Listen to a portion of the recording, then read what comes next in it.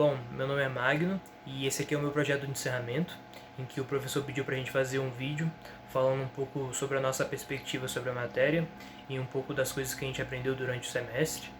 E eu queria começar dizendo que eu pessoalmente gostei bastante de como a matéria foi dada pelo professor, tanto em relação às aulas que foram ali ministradas pelo Zoom, quanto em relação às atividades que foram solicitadas para a gente fazer, né, que foram os mini projetos.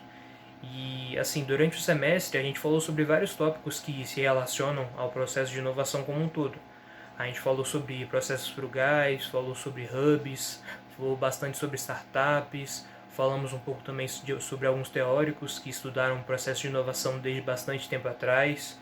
E eu acho que o que eu mais gostei dessa matéria foi o fato de que o professor sempre tentou enfatizar bastante a possibilidade de que aquelas ideias teóricas e aqueles processos de inovação que a gente aprendia durante a aula poderiam ser aplicados na prática, né? Tanto em relação a ideias que já são usadas pelos mercados, né, por empresas que estão no mercado,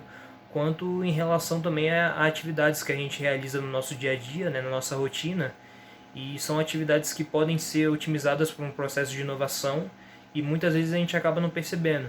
Então esse tipo de coisa realmente fez com que eu me interessasse em vários tópicos e que várias vezes eu acabasse estudando alguns tópicos muito mais do que eu precisava para fazer um mini projeto.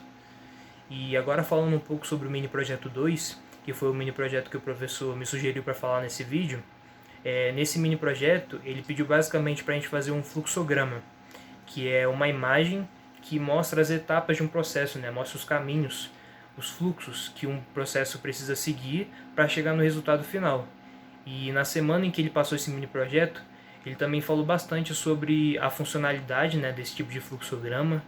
que, por exemplo, pode servir para alguém que chegou na empresa há pouco tempo entender exatamente como funciona aquele processo, ou então pode ajudar um cliente a entender melhor aquele processo e acabar fazendo com que aquilo ali facilite para que aquele cliente acabe aderindo àquela ideia. E é basicamente isso.